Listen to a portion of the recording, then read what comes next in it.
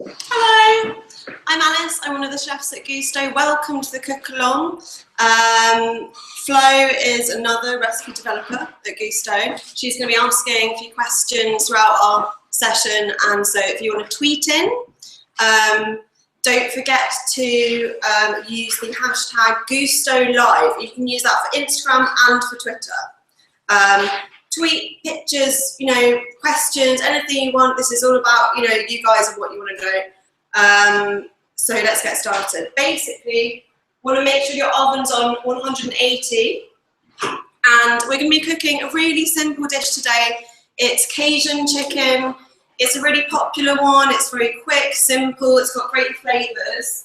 Just going to get my chicken out, and then we'll run through the ingredients. Okay. So, first up, red onion. We love red onions at Gousto. They're very sweet, and if you're a regular customer, you'll find out that we use them a lot. Okay, next up we've got some spices for you to make your own Cajun seasoning. We've got some dried oregano. We've got some paprika. Some ground coriander and some lovely earthy cumin. Also, very important to have some black pepper. That's going to make up your Cajun spice mix, and also some salt. Apricots, dried apricots. We're going to rehydrate them, give a lovely sweetness to the dish. Fruit works really well in savoury dishes. Stock cube, this is a quick dish, so we've got chicken, but we want to enhance the chicken flavour. Some couscous. Couscous is fantastic for a midweek meal. It's really, really quick. You don't even really need to cook it. You just pour boiling water over it. And some lovely flat-held beans. These are flat-held's a strange name, but they're essentially a runner bean. They're seasonal. They're slightly softer and really easy to prepare. If your knife skills aren't great, they're a good one. We've also got some chicken, which I've had in the fridge. Nice chicken breasts. Can't go wrong. Okay, let's get started. I'm going to kind of take this slowly so that, Flo's going to ask me some questions. Flo, stop me at any point if I'm going too fast, because I tend to be a bit of a road runner in the kitchen. One thing I would say is have a bowl near you for like peelings and odds and ends and rubbish. It acts as a bin, and it keeps your work surface tidy. And if your friends like mine, they're great cooks, but it's just like litter everywhere at the end. Then it's really stressful. You've got a lovely meal and you have to clean up. So I'd recommend having a big bowl. Okay, I'm going to start off by cutting my red onion into quarters. Leave the skin on, because what that does, it allows the onion to stay intact. And it kind of means that the onion softens within the skin, it doesn't dry out. I'm going to get a baking tray, and then you just put your onions skin side down, and this is going to make some lovely onion petals for us. Pretty, quick, bit of salt, bit of olive oil if you want, not necessarily, up to you. And then they just go straight in the oven for about 20-25 minutes. So I'm going to put my peelings aside. Nice thing about this dish is, the prep is really easy. It's a great one if you've got kids and they want to get involved. It's pretty foolproof. Someone just chop my tea towel. Thanks, Remy. I've got my tea towel. Okay. Next up, we're going to make our Cajun spice mix. Now, what I do is I get a sort of shallow dish, because you want to make your spice mix, and then we're going to put our chicken into it. So I ran through these spices before. Once you've learned how to make this, like with so many other spice mixes, you don't need to buy spice mixes anymore. You can just get them. They're a lot you know, fresher when you get them as a whole. And yeah, it's a fun thing to do, fun thing to learn. So I've got some dried oregano. I've got some dried coriander, dried cumin, ground cumin even, and paprika. If you're making this, you know, outside of Gousto, you can use sweet paprika, smoked paprika. You can even add like chili if you like heat. I'm a massive fan of pain. I love chili, I always put it in everything. But I understand, you know, others don't. And I think it's really important to like express yourself with your flavouring. So if you like this, you know, and you love the, you know, you love the oregano, just add some more. I'm going to add quite a bit of salt. About half a teaspoon to a teaspoon. And now the important bit is pepper. Pepper, in my opinion, isn't really used enough. And I read somewhere that pepper makes you happy.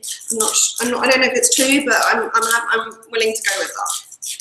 So about the same amount of pepper as you've got the other spices. So this feels a bit weird because normally, like, you know, you wouldn't go so heavy-handed, but trust me on this one, it tastes great at the end. Okay, just gonna mix my spices up in the dish, make sure they're all combined. And it already smells really earthy, like fiery, you know? And it looks great too. Okay, so on with our chicken. Now I'm going to use a different board, very important to use a different board when you prepare meat, raw meat. So my chicken, I'm very simply just going to cut into slices, about 2 centimetre slices.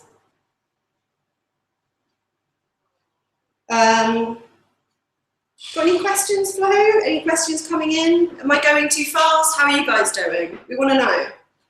Yeah, we've actually got a question from one of our customers, Katie. It's quite a good one, I think. She wants to know what is the best knife for cutting which vegetables, and is she actually ever going to get any faster at chopping? Oh, Katie, it takes practice. It takes practice. Oh, we've had a little bit of a disaster with our blinds. It's a sunny day, guys. We had to put blinds up. Yeah, Katie, I mean, I think that you need like a really great knife, one really great knife like this, kitchen knife, and you need, if I'm honest with you, just one other knife. It's a small serrated, like I call it a fruit knife. It's the kind of thing that you chop lemons with behind a bar type thing. And you know, that's it really. If you can get the best quality knife that you can afford, and just keep it sharp, you know, like look after your knives, don't put them in a drawer, make sure that you look after it like you would a pet. Like my knife, it's, you know, it comes everywhere with me, obviously not like clubbing and stuff, but it's my baby, and I wrap it up every day in a little tea towel and I put it away because I didn't want, you know, as soon as other people get their hands on it, it'll just become blunt and it'll get put in a drawer. So always go with, you know, get a good knife. I really like Japanese ones personally, but you know, it's a bit like, I guess it's like shoe shopping, you know, you need to kind of be able to feel your knife and pick a knife that suits you. So don't order one online, I'd recommend. You know, if you don't have a good knife, just go to a knife shop or like a kitchen shop and just feel them. Some people like heavy ones, some people like light ones. I like ones with a kind of wide bridge because it means you can kind of get that rolling motion, that rhythm when you chop. And you know, like when you prepare sort of fruit and vegetables, I'd go for a knife like this. It's got a serrated edge and it's small, and I kind of believe that the smaller your job, the smaller knife you should use. So if you're cutting a massive cabbage, use a big knife. It's kind of common sense, really. And that's it. I mean, if you're filleting fish, sure, get a fish knife, but I really think start with the basics. You know? I'm just going to wash my knife.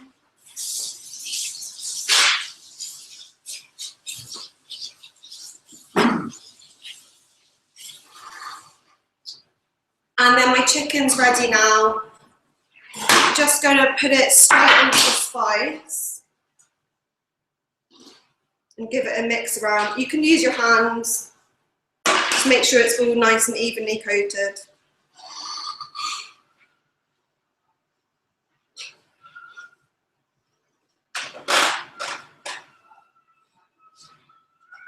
So I hope that answered your question, Katie. Have we got any more questions? Yeah, we've actually got a live question that's just come in, and it's asked about slicing chicken, and is that with or against the grain?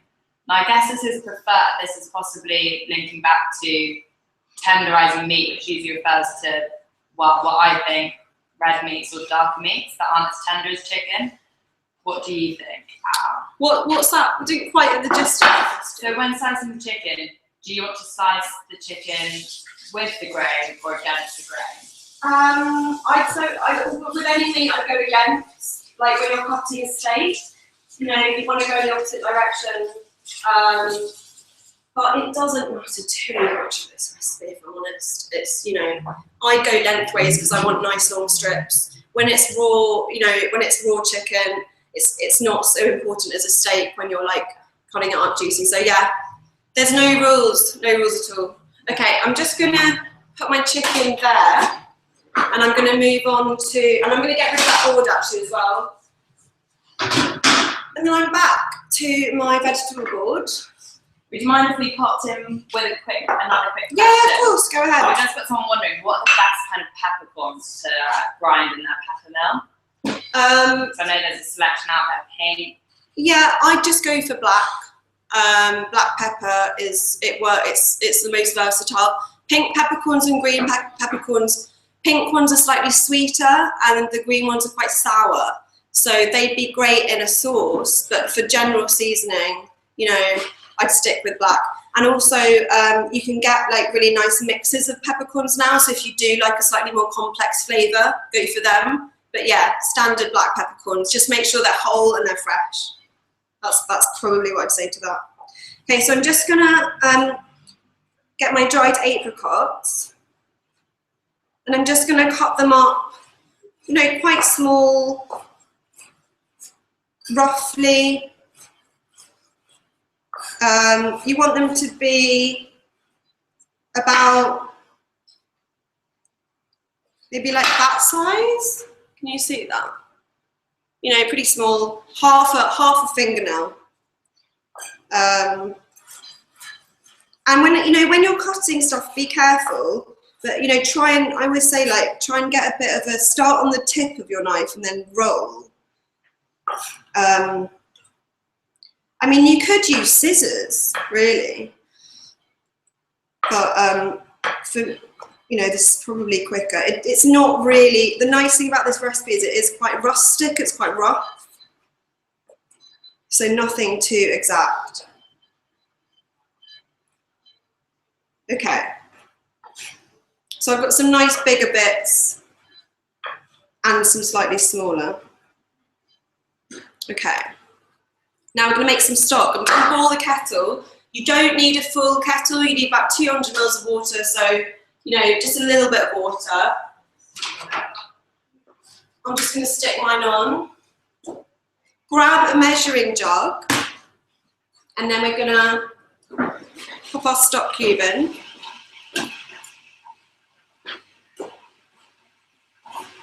And you know what, I'm also going to put my apricots straight into the jar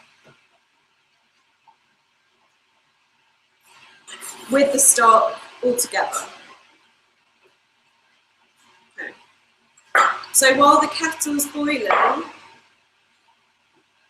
what's happening at home? Tell us what you're doing. Tweet us your pictures, Instagram us. It's hashtag Gousto Live. Gousto Live.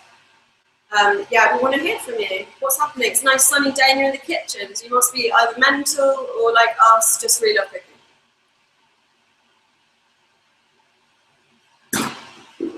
What's happening, Flo? Well, we've got another question from one of our customers, Nicola, and I think I might sway your answer or possibly answer it when I ask it. But what is the proper pronunciation of quinoa? Quinoa. You just answered the question. Lime. Quinoa. Keen, like you're keen. Are you keen on quinoa? It divides people a lot. You know, some people love it, some people aren't so sure, other people haven't tried it, but yeah, quinoa. And some people call it quinoa. Quinoa, which is odd, isn't it? It's odd. It's not right. It's quinoa. Think about, yeah, that's nothing much more to say on that one. My kettle's nearly boiled. Time for one more quick question? Yeah, no, go for it. So, oh, the blinds come down again, guys. We just need a bit of manpower because we need to get the blinds up.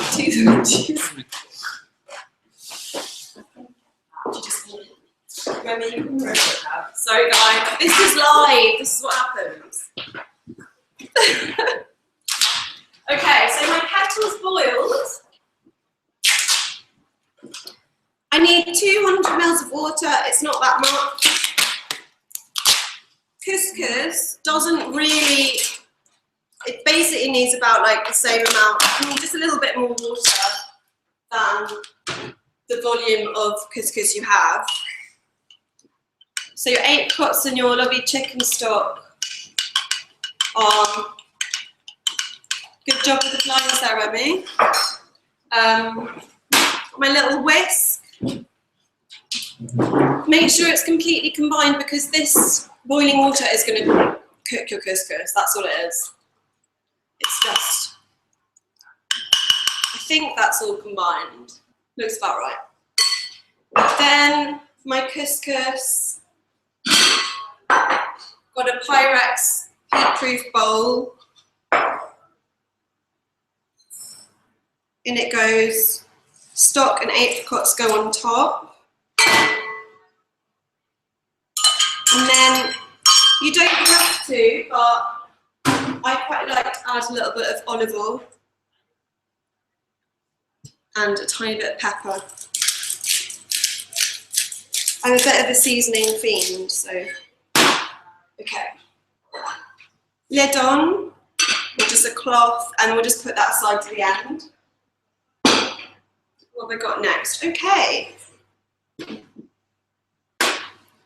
Flat helder beans. These are really lovely.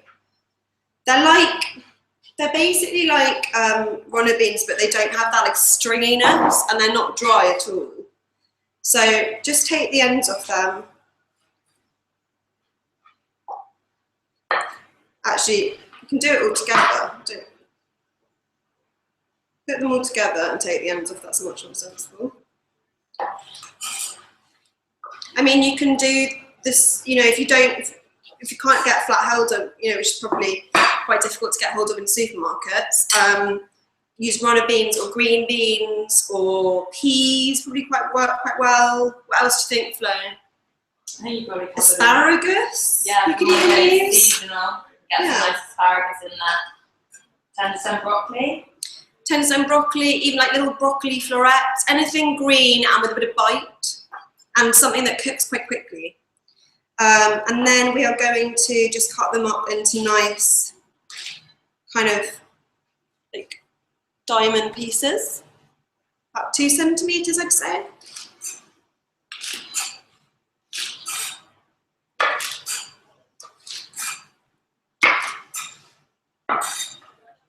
I've got a stray one. And now it's time to get my pan on. Actually, I'm just going to check the onions because they smell great. Yeah. So they're not far off. Like, as you can see, they're starting to kind of loosen from their skins a bit. Don't touch them like I am. I've got asbestos fingers. So they go back in. About 10 minutes, 15 minutes more. And then I'm going to heat the pan for my chicken. This is a pan, it's white, it's non-stick. I normally use non-stick pans because they're much easier to wash off, predominantly. And also you don't need as much oil. Your food, you can cook, they're just like a cleaner and easier way of cooking. Also, yeah, What else do we like non-stick pan? Just get one really good non-stick pan and use it for everything. Make sure you don't kind of scrub it though when you wash it up with one of those pads, because that's what takes the non-stick off. Okay, so tiny bit of oil, about a tablespoon or so. We want like a medium heat, medium high. Just going to let that heat up a bit. Might put a bit more.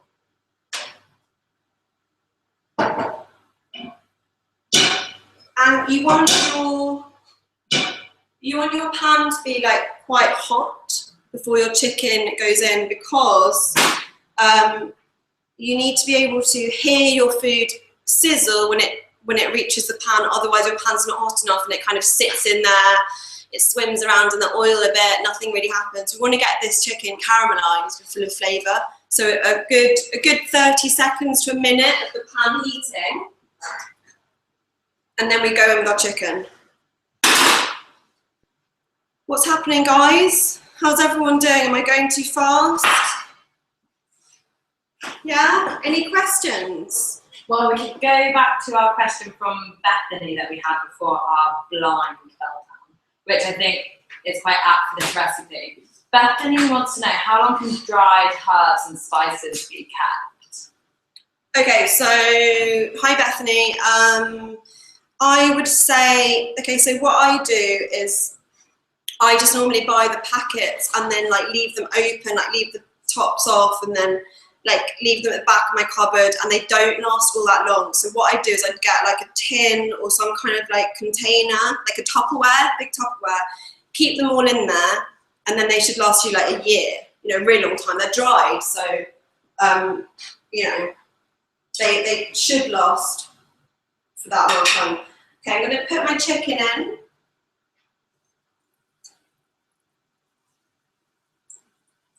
Tongs are a very useful kitchen tool because they're like an extension of your hand. And it means you're not kind of like throwing all of your stuff in and you get oil splash, like they're just like a handy thing to have. So you should hear your chicken sizzle. If it's not sizzling, it's probably not hot enough. We want like a, fairly high heat. I'd say like medium high. Okay.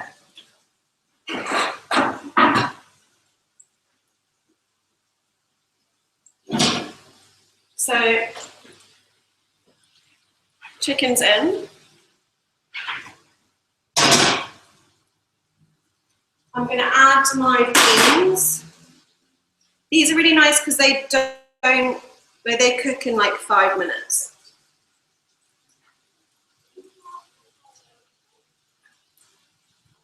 Beans go in, and then we're looking at like 5-10 minutes for the chicken to cook. Yeah, 5 to 10, depending on like how good your hob is. Next up, I'm going to check my onions again.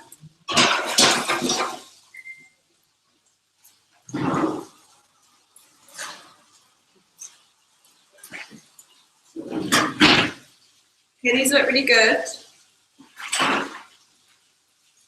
They're like tender.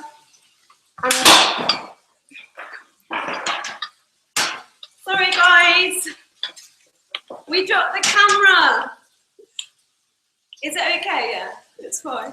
Totally fine. Sorry, we dropped the camera. Bit of a schoolboy over there. Okay, so nice tender onions. We want them just undercooked because you still want that kind of like tangy bite that a well-cooked onion has, but they should be softened. Keep an eye on your chicken. Now, wait for your onions to cool down a bit.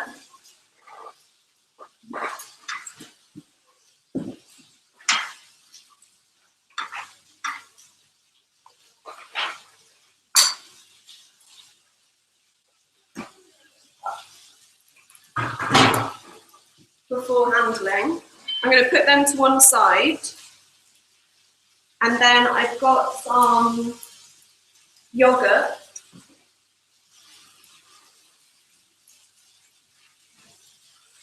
Okay, so the chicken,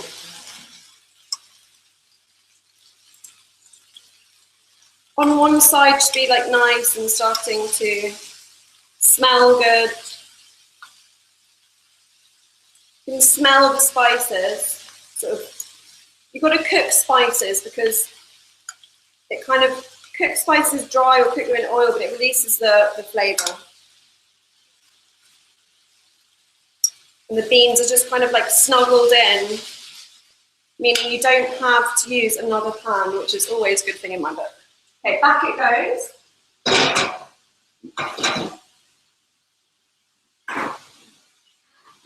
Now, got some lovely yogurt, natural yogurt,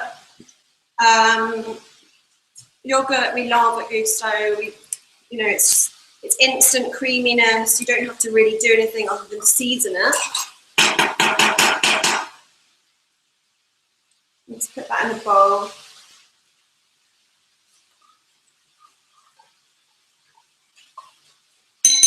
And then give it a little bit of olive oil, extra virgin, some salt and pepper.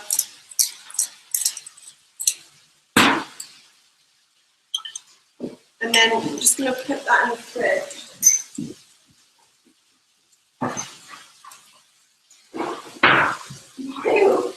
Still having a bit of lines, guys.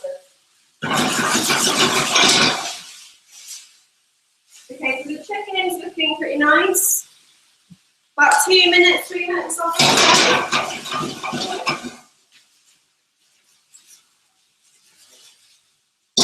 Whack that heat up really high. Okay.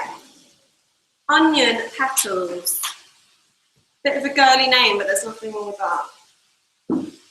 Just take off the woody end, which is what's holding it together. There's a name for the woody, and what is the wood? The root. The root. And then just take off the. Get rid of the skin.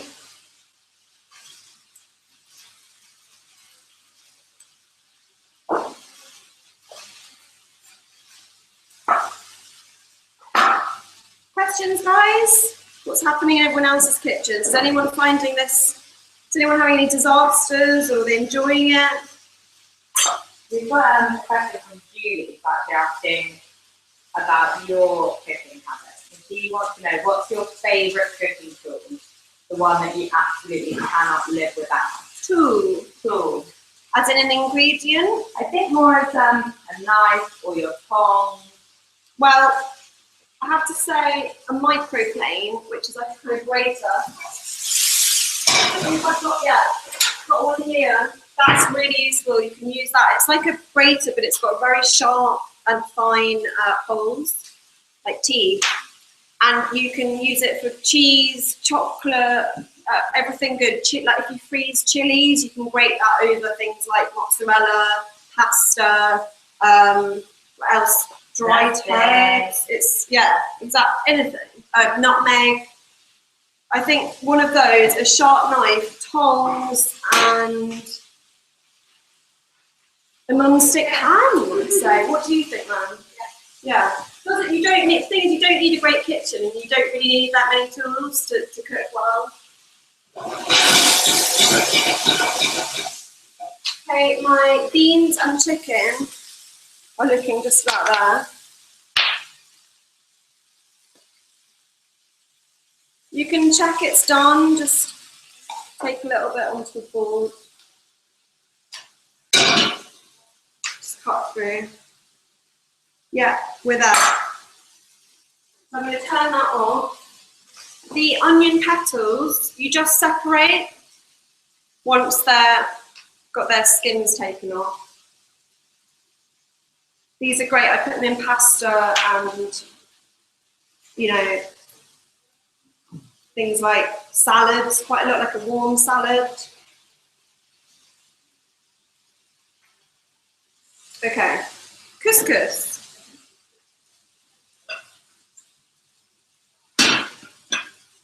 Couscous is ready. need a fork. Running, we're getting a fork.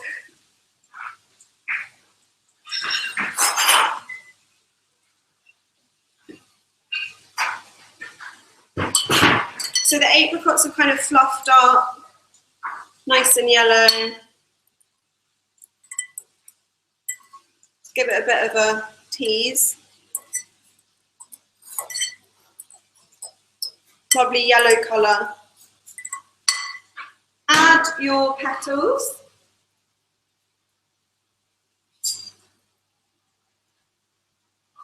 Save a few for the end. And then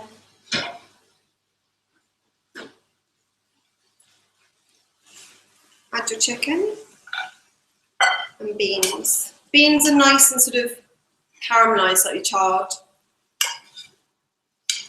And that way you don't lose any of the nutrients that you do with like boiling. It's a nice way of cooking.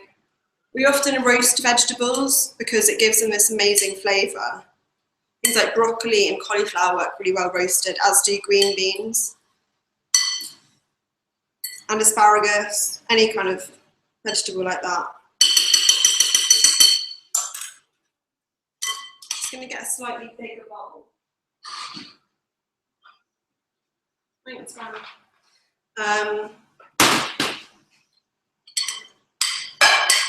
Hopefully you guys have a slightly bigger bowl than I did. Now you can serve it like that, just at the table.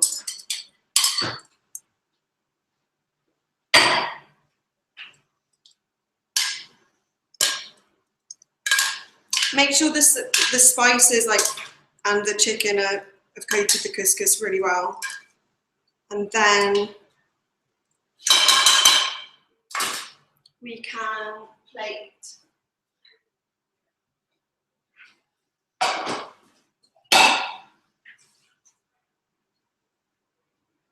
It's a nice one as well because your presentation skills really don't have to be top notch.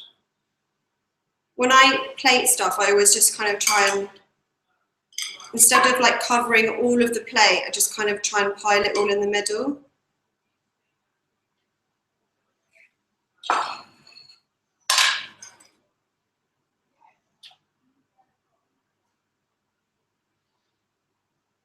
Any more questions? Yep.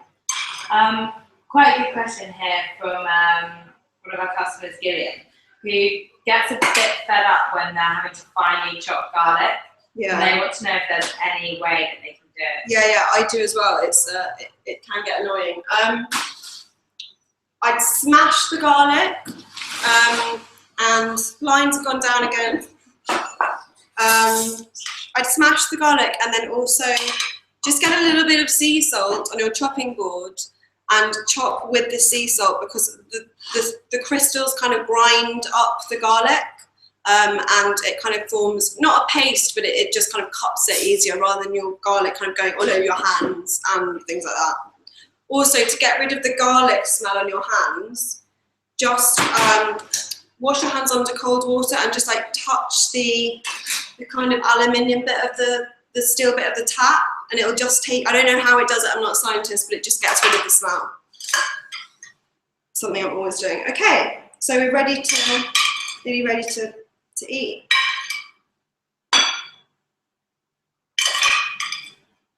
Is anyone at the plating stage yet? Remember to tweet and Instagram, it's #GoustoLive. And then at the end, like in about a week's time, we'll choose whoever's prettiest looking dish will win a month's worth of free Gousto boxes. Okay. There we are. I'm just going to place the remaining petals, and I just reserved a tiny bit of chicken for the top.